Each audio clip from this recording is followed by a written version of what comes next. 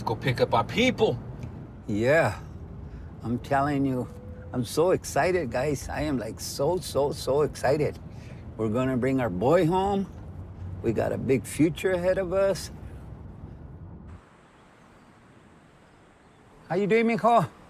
Hi, how can I help you? Picking up Jeffrey Padilla.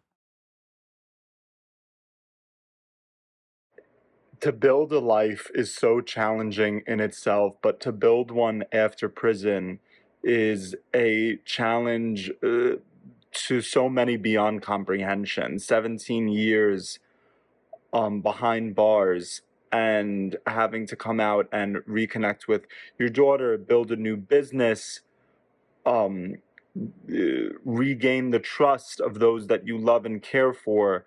These are insurmountable tasks to so many people, but the reality to many as well, as exemplified in this touching documentary, where we see the human spirit tested beyond the realms that many of us could think possible. But while everything at the end is not clean and pretty, there is that seed of hope that no doubt got him through those 17 years and will continue to get him through all the subsequent hardships and challenges that he still has to come to face. Translates the experience from prisoner to getting back into reality and what that looks like for an individual.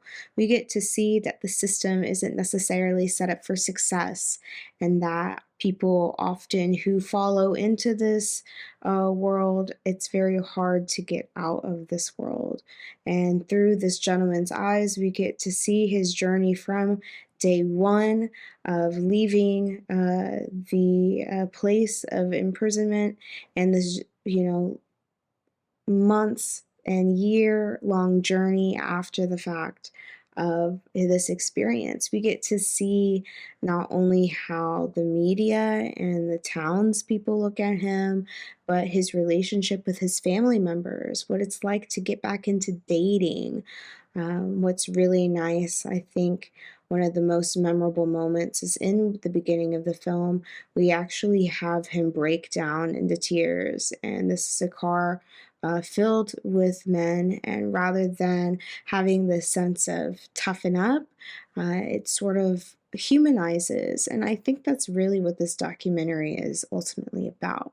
It's about humanizing the prisoners and the prisoner experience of what it's like to get back into society and to rebuild after you have made choices that have had consequences and actions, and you've done the time, and now you get to see that there's actually work that is implemented, and it's not just something that is done in a day, but in a series of days collectively over the amount of time.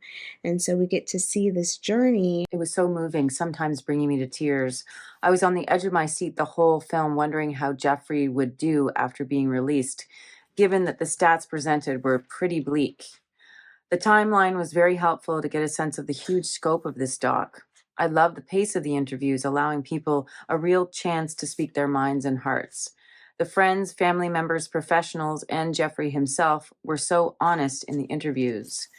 The footage of the New Mexico area and other U.S. locations were shot well, effectively using all sorts of filmic elements, such as slow-mo, extreme close-ups, and drones. The high-stakes news clips chosen presented the horrors of crime, and it really contrasted with the Jeffrey we get to know, who seemed genuinely sorry and ready to change. Checking in with somebody that was incarcerated for so long, and especially with the crimes that he was incarcerated for, and getting to see everything that goes on after.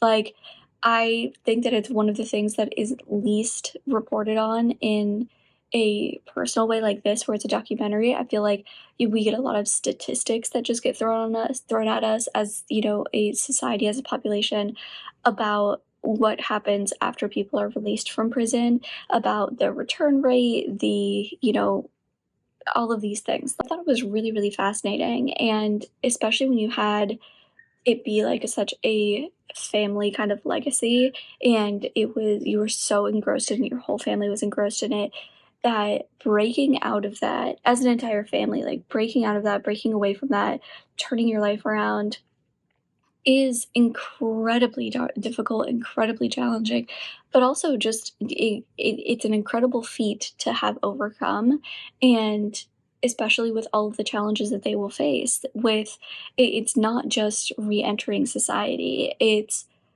catching up and learning about everything that you've missed. You know, when you're locked away for so long, that kind of organic growth just doesn't occur because you're not in society. You're not a part of, that kind of community where, it's social media, it's, like I said, technology of all kinds. And then to, get released, it's not just rejoining society in the sense that you need to catch up with everything.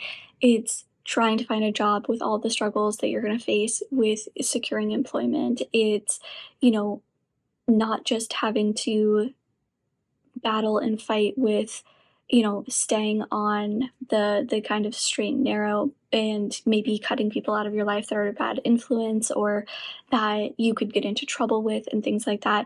But it's also facing relationships that you've hurt and facing the consequences for actions of your past and be a functioning member of society. It takes time, patience, and grace. And I think that this film did a great job of really highlighting each of those things.